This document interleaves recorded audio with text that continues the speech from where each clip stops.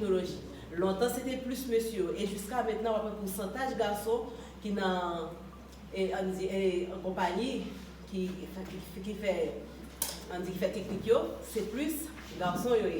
Mais en fait, ça il y a quelques années, depuis qu'on a prôné que jeunes filles doivent avoir place. Le pourcentage là trop faible et il y a plus de filles. Nous connaissons que dans le monde, il y a plus de filles que de garçons. Mais pour qui ça que jeunes filles eux-mêmes, ils ne peuvent pas orienter vers la technologie.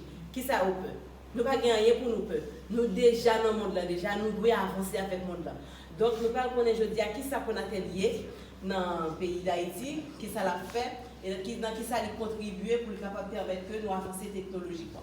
Conatel c'est un sigle qui définit comme ça. Conseil national des télécommunications, je ne vais pas l'afficher dans l'écran. Conseil national des télécommunications.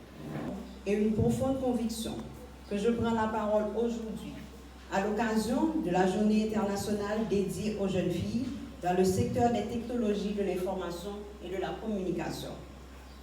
Le thème retenu cette année, l'intelligence artificielle pour le développement. Les filles façonnent l'avenir numérique. Résonne particulièrement avec les défis et les ambitions de notre pays. Il nous rappelle une évidence. La transformation numérique d'Haïti ne peut être ni inclusive ni durable si elle se construit sans les filles et sans les femmes.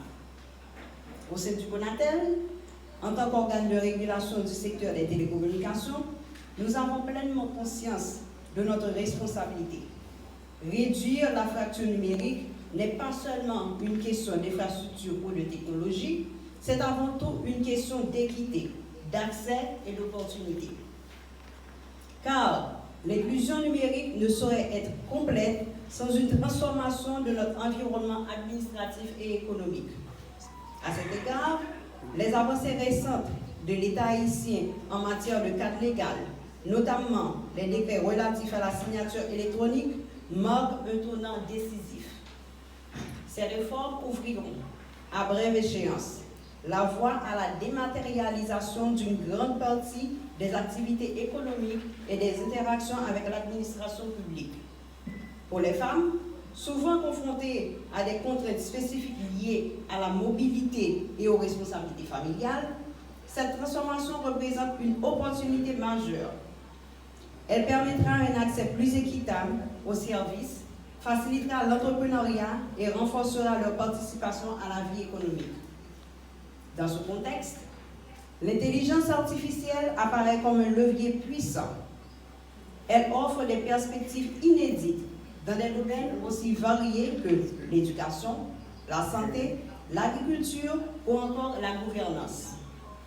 Pour les jeunes filles des pays en développement, elle constitue une opportunité exceptionnelle de s'insérer dans l'économie numérique mondiale, de créer, d'innover, de transformer leur communauté.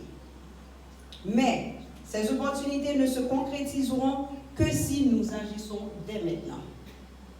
Le Conatel, fidèle à sa mission, entend jouer pleinement son rôle en mettant en place un environnement réglementaire propice à l'innovation, à la protection des usagers et à l'inclusion numérique.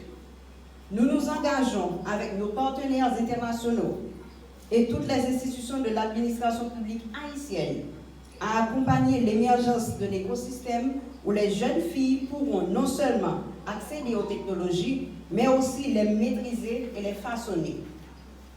Cela implique de promouvoir des politiques publiques inclusives, de soutenir les initiatives éducatives, de favoriser des partenariats et de veiller à ce que les évolutions technologiques ne se creusent pas davantage les inégalités existantes.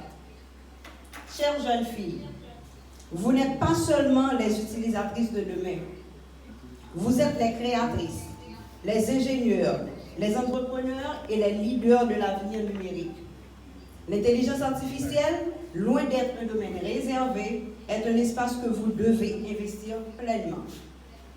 Chères jeunes filles, nous croyons en votre potentiel. Nous croyons en votre capacité à transformer les défis en opportunités.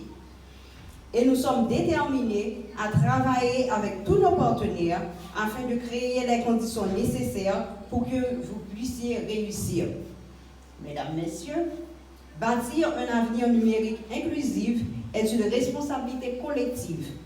En cette journée symbolique, nous renouvelons notre engagement à soutenir les jeunes filles, les femmes et à favoriser un accès aux opportunités du numérique à tous.